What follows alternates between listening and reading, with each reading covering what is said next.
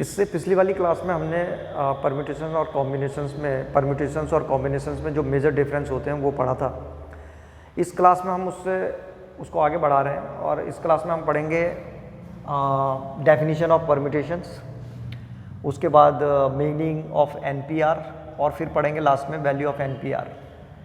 तो ये सब हम पढ़ने वाले हैं। सबसे पहले देखते हैं कि डेफिनेशन क्या है परम्यूटेशंस की।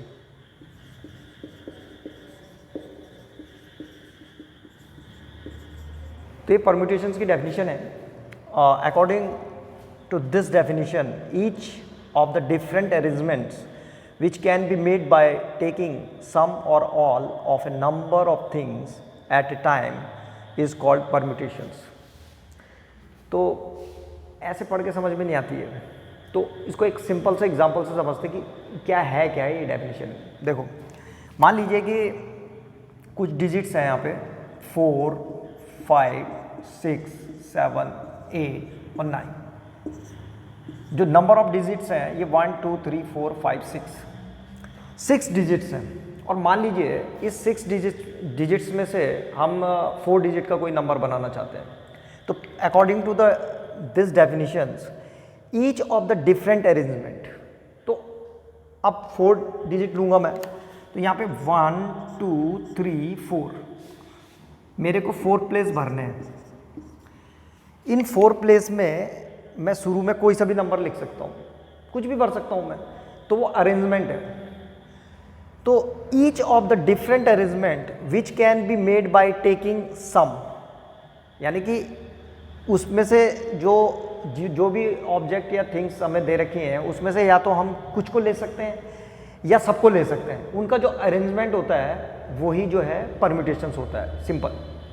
तो इसका मतलब ये हुआ कि परम्यूटेशंस की डेफिनेशन क्या बनी कि जो भी ऑब्जेक्ट हमें दिए गए हैं या जो भी आर्टिकल्स हमारे पास हैं, अगर हम उनको अरेंज करें, या तो सबको एक साथ लेकर के अरेंज करें या उनमें से कुछ को लेकर के जो अरेंज करते हैं हम, उसी अरेंजमेंट को परम्यूटेशंस बोलते हैं। अरेंजमेंट में ऑर्डर भी आता है, इससे पहली वाली क्लास में हमने बताया था ये। तो ये इसकी डेफिनेशन हो गई। अब इसके बाद हमारे पास 2 टॉपिक बचे हुए हैं। एक है मीनिंग ऑफ एनपीआर और दूसरा वैल्यू ऑफ एनपीआर। तो इन दोनों को हम एक साथ पढ़ेंगे। तो सबसे पहले इसको समझ लेते हैं कि मीनिंग ऑफ एनपीआर। पी जो है ये सिंबल है परम्यूटेशन का। P stand for permutation. N का मतलब हो गया कि हमारे पास कुल जो टोटल ऑब्जेक्ट्स हैं वो कितने हैं या टोटल आर्टिकल्स कितने हैं, तो वो एन है। और उनमें से कितने आर्टिकल्स को हम एक बार में ले रहे हैं, तो वो है आर। तो एन नंबर ऑफ आर्टिकल्स हो गए और आर जो है उनमें से हम कितने को ले रहे हैं। जैसे सपोज कीजिए कि हमारे पास ए, बी, सी, डी, ई और एफ कितने लेटर हैं ये? 1, 2, 3, 4, 5, 6। और इन 6 लेटर में से मैं कोई से भी 3 लेटर्स लेकर के एक वर्ड बना रहे हैं, एक शब्द बना रहे हैं। तो 1, 2, 3, तो यहाँ पे जो हमारा n है वो तो हो गया कितना? 1, 2, 3, 4, 5, 6। और उनमें से हम कितनों को ले रहे हैं? केवल 3 को। तो जो नंबर ऑफ परम्यूटेशंस है उसको हम ऐसे करके दिखाते हैं 6p3, यानी कि टोटल आर्टिकल्स हमारे पास 6 हैं और उनमें से हम 3 आर्टिकल्स लेकर के उनको अरेंज कर रहे हैं। तो कितने तरीके से हम अरेंज कर सकते हैं वो जो है उसको इस नोटेशन से या इस साइन से हम उसको दिखाते हैं। अब आती है वैल्यू ऑफ एनपीआर। एनपीआर की वैल्यू क्या होती है? जो एनपीआर की वैल्यू होती है वही यहाँ पे नंबर ऑफ परम्यूटेशंस निकलेंगे। तो इसका जो फॉर्मूला होता है एनपीआर का वो होता है, यहाँ पे लिख रहा हूँ मैं, N P R is equal to होता है factorial N minus R factorial. ये इसकी वैल्यू होती है। तो इसको समझने से पहले हम देखेंगे कि फैक्टोरियल एन का मतलब क्या होता है, फैक्टोरियल आर का क्या मतलब होता है। पहले इसको देख लेते हैं जरा। ये जो फैक्टोरियल एन है इसको समझने की कोशिश कर रहे हैं कि फैक्टोरियल एन क्या होता है। फैक्टोरियल एन का मतलब हो गया कि N multiplied by n minus 1 multiplied by n minus 2 dot dot dot 3 multiplied by 2 multiplied by 1। अभी समझ में नहीं आएगा ये, अब समझ में आ जाएगा। मान लीजिए हमें फैक्टोरियल 10 की वैल्यू निकालनी है। तो 10 की वैल्यू क्या आ जाएगी 10, फिर 10 माइनस 1 यानी कि 9, फिर 10 माइनस 2 यानी कि 8, फिर 7, फिर लास्ट में multiplied by 3 multiplied by 2 multiplied by 1, last तक निकलेगा। इसमें 6 जो बचे हुए नंबर आएंगे वो भी आएंगे। जैसे मान लीजिए हमें फैक्टोरियल 5 की वैल्यू निकालनी है, तो फैक्टोरियल 5 की वैल्यू जो 5 multiplied by 4, 3 multiplied bye 3 multiplied by 2 multiplied by 1,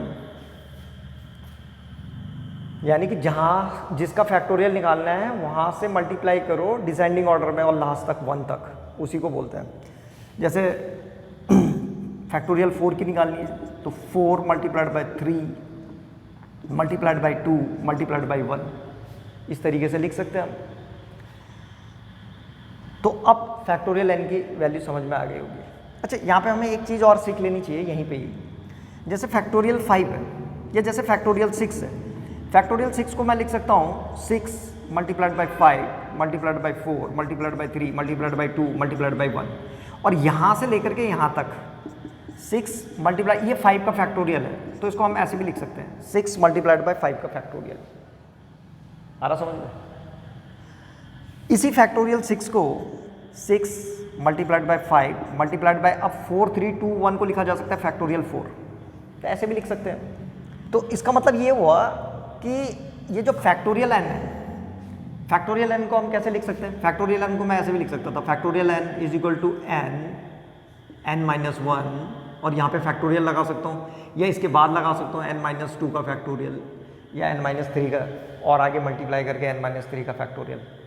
ठीक है, ये आगे काम आएगा, अभी समझ लेना इसको, फिर बाद में नहीं तो प्रॉब्लम होगी।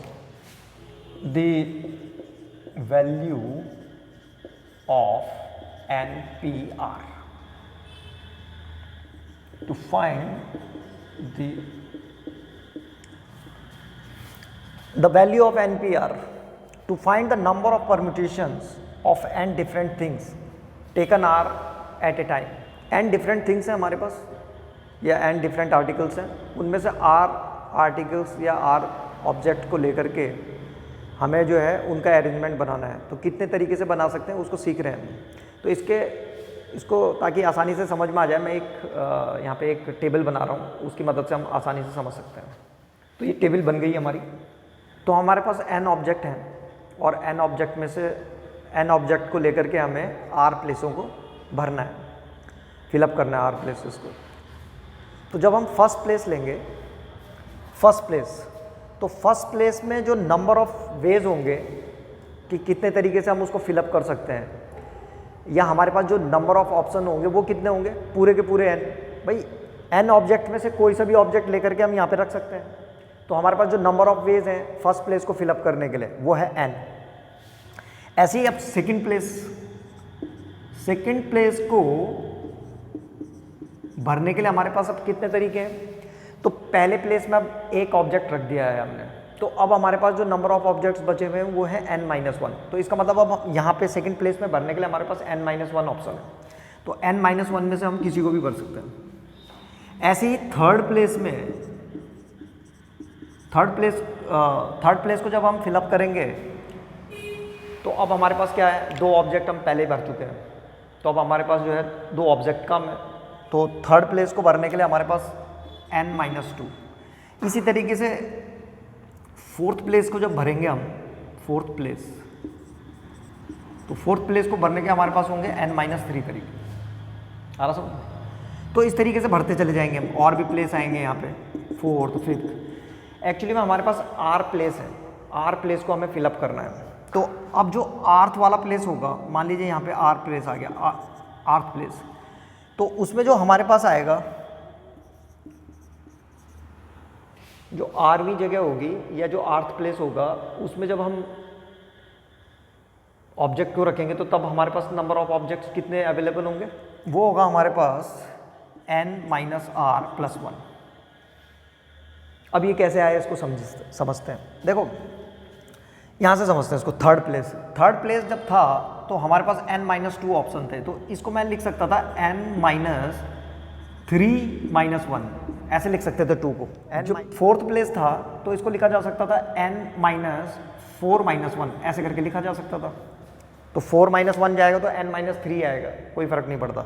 तो ऐसे ही जो हमारा आर्थ वाला प्लेस था इसको लिखा जा सकता था n माइनस और फिर यहाँ पे ब्रैकेट में r - 1।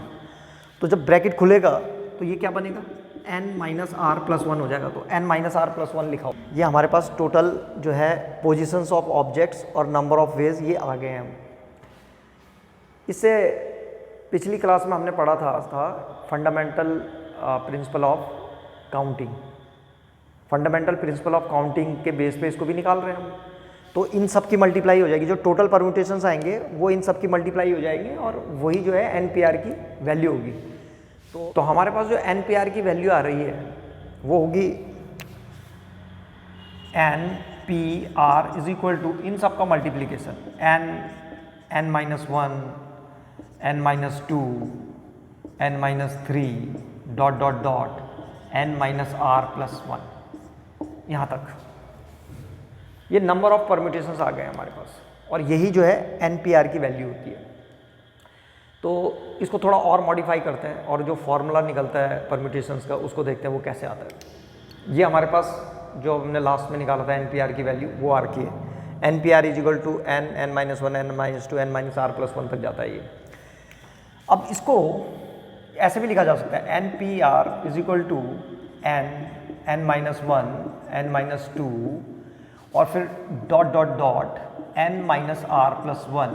इसके बाद मैंने अगला n - r,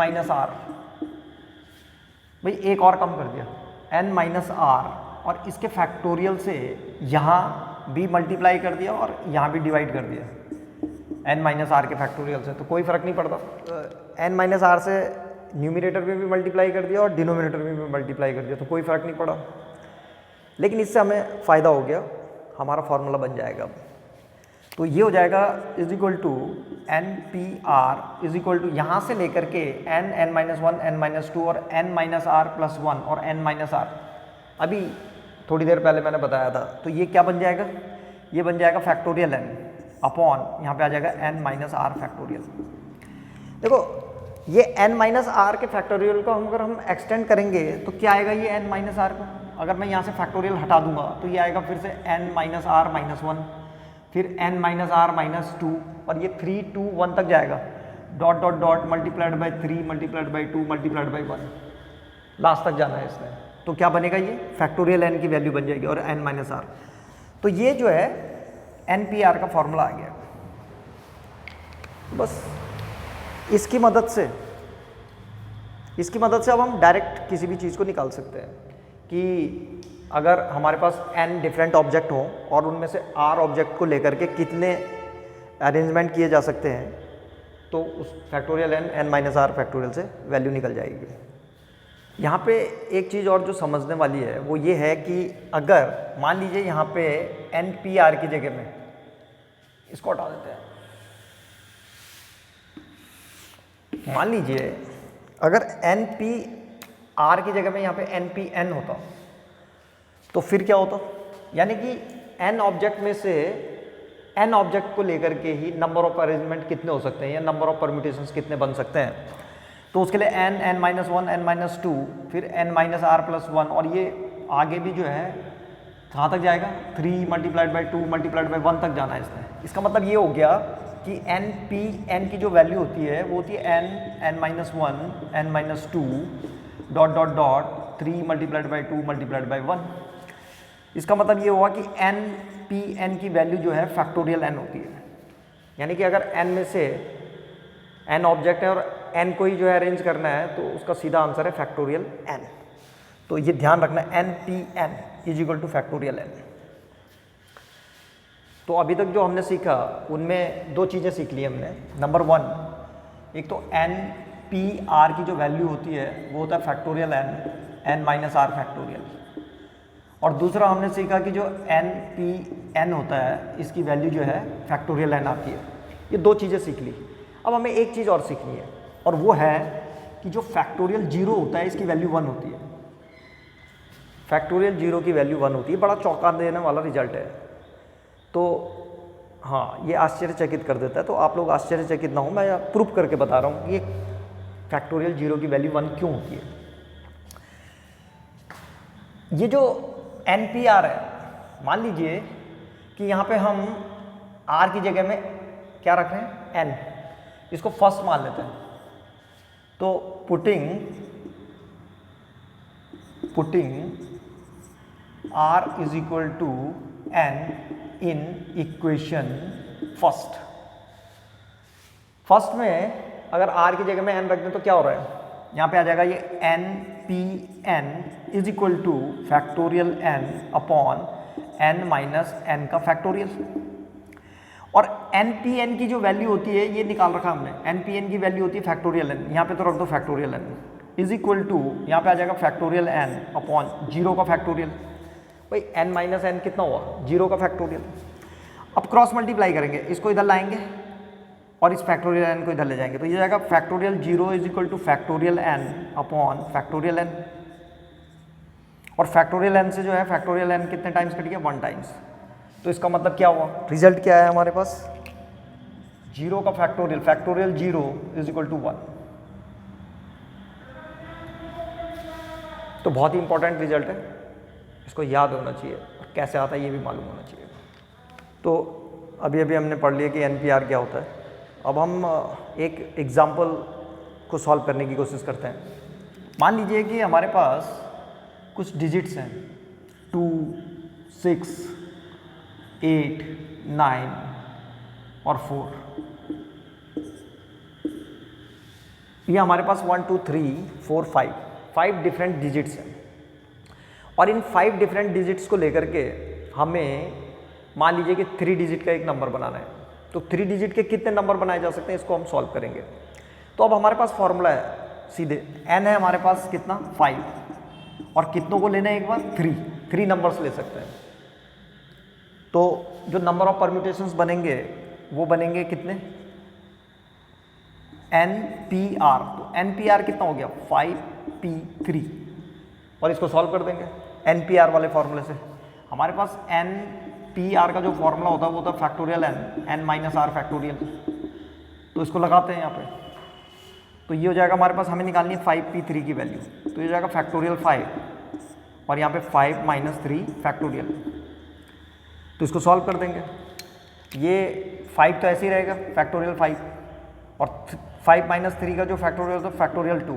अब इसको सॉल्व करेंगे तो इसको लिखेंगे 5 multiplied by 4 multiplied by 3 multiplied by 2 multiplied by 1 upon factorial 2 को लिखा जा सकता है 2 मल्टीप्लाइड बाय 1। तो इसको 2 ये कैंसिल हो जाएगा, ये आ गया हमारे पास 5 4 जा 20 और 20 मल्टीप्लाइड बाय 3 60। तो 60 आंसर आ गया।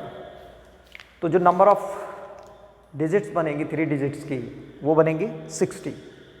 तो आज के लिए इतना ही। Thank you very much for joining us.